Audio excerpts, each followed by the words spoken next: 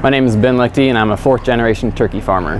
My great grandpa started raising turkeys back in the 30s.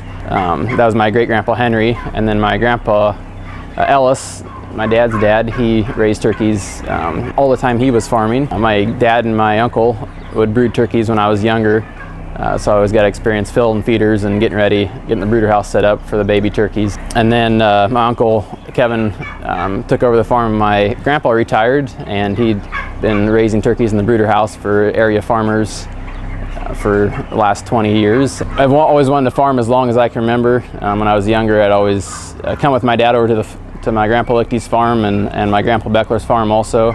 And I guess with my grandpa's farming and a few of my uncles, it's just all I knew, and the only thing I wanted to do since I was young. And about 3 years ago, I joined my uncle's farming operation. They had asked me if I would.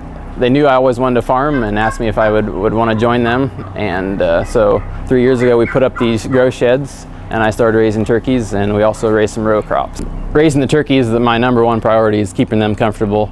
If they're not comfortable and happy, you don't have healthy birds. And I want to be a good steward of the things that God has given me, and I want to take good care of the animals that He's entrusted to me. And so when we built these sheds, we went and put tunnel ventilation in. We can run fans, can get about a 5 to 7 mile an hour breeze going through the sheds in the summer to keep the turkeys cool.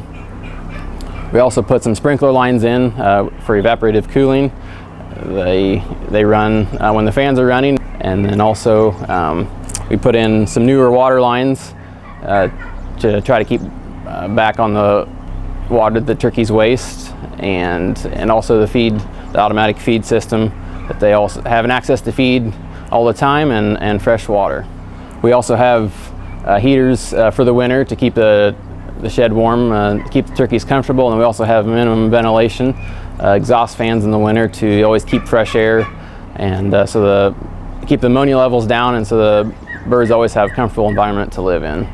A couple years ago, I saw that the coalition was advertising their Green Farmstead initiative to have farmers plant trees around their livestock buildings, and I thought it looked like a good idea. Once the trees are established, get some growth to them, will help save some LP in the winter by reducing the wind speed, and also help with drifting snow. We don't have to clean as much off our driveway, I'm hoping.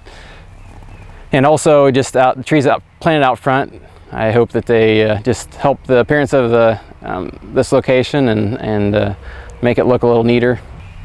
By working with the coalition and the Green Farmstead program, I was able to make sure that the trees were properly spaced from the building, and make sure that they were properly spaced to get the maximum benefit for a windbreak, and also to make sure that the trees did not cause any unintended consequences. I think our local community has really benefited from the livestock and agriculture in general in the area. In the Wayland area, roughly 1 million turkeys are raised, and so a lot of that money is returned to the community, and a lot of economic growth has taken place.